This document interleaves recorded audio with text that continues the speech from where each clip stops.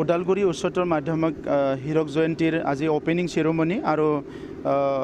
এই বছৰৰ শেষৰ ফালে ক্লোজিং চেৰেমনি তেখেতসকলে পালিব উদযাপন কৰিব মই কংগ্ৰেচুলেশ্যন দিছোঁ Udalguri আমাৰ হায়াৰ ছেকেণ্ডাৰী স্কুলৰ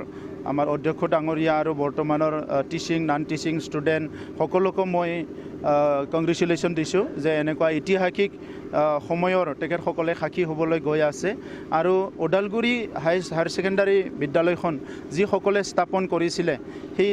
প্ৰতিষ্ঠাপক সভাপতি সম্পাদক আৰু সেই সকলো মেম্বাৰসকলক মই শ্ৰদ্ধা দিছোঁ তেখেতসকলক মই নমস্কাৰ জনাইছোঁ যে তেখেতসকলৰ মহান এটা পদক্ষেপৰ কাৰণে আজি Udalguri জিলাৰ এইখন বিদ্যালয়ে বহুতখিনি মানৱ সম্পদ গঢ়িবলৈ সক্ষম হৈছে এইখন বিদ্যালয়ে এই অঞ্চলক এটা ডাইৰেকশ্যন এটা দিবলৈ এটা নেতৃত্ব দিবলৈ সক্ষম হৈছে তো ইয়াৰ কাৰণে মই তেখেতসকলক ধন্যবাদ জনাইছোঁ এইখন বিদ্যালয়ত বহুত ছাত্ৰ ছাত্ৰী আছে আৰু ইয়াত এতিয়াও বহুত কৰণীয় কাম আছে অসম চৰকাৰে যেহেতু এই বছৰৰ পৰা হায়াৰ ছেকেণ্ডাৰী হাই স্কুল বোৰ্ডত এটা ভাল ডাঙৰ এটা পেকেজ দিছে 8 কোটি 10 কোটি টকাৰ এই বিদ্যালয়খনো পাব তো তেতিয়া তেখেতসকলৰ ইনফ্ৰাষ্ট্ৰাকচাৰ যিটো প্ৰয়োজন আছে সেইটো নিৰ্মাণ কৰি ল'ব পাৰিব যোৱা বছৰ আমি প্ৰায় 50 লাখ টকা দিছিলোঁ এই বছৰো আৰু 50 লাখ টকা দিম আমাৰ পৰা ইয়াত মানে সায়েন্স লেবৰ কাৰণে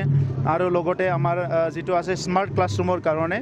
সো সবে মিলি প্লাই অনুষ্ঠানটো আগুৱাই লৈ যাব লাগিব ইতিমধ্যে ইয়াৰ ব্যৱসায়ী আমাৰ হৰিশন আগৰৱাল ডাঙৰীয়া এটা প্ৰেক্ষাগৃহ দিছে কিছুমানে ইয়াত চেয়াৰ দিছে সো এতিয়া লাহে লাহেকৈ আৰু সবে জড়িত হৈ আহিছে কাৰণ বড়োলেণ্ডত শান্তি আহিল এই পৰিৱেশটো সকলো ৰখি আছিল যেতিয়া শান্তি আহিল নিৰাপত্তা আহিল এতিয়া লাহে লাহে সবে আগবাঢ়ি আহিছে গতিকে Udalguri বুলি ক'লে Udalguri জিলা ফুটবলত বহুত আগবঢ়া স্পৰ্টছত বহুত আগবঢ়া কালচাৰতো বহুত আগবঢ়া খেতিত বহুত আগবঢ়া গতিকে Udalguri জিলাখন আগবাঢ়ি নিবলৈ বহুত টান নহ'ব যদি আমি সকলো একেলগে লগ লাগি কাম কৰোঁ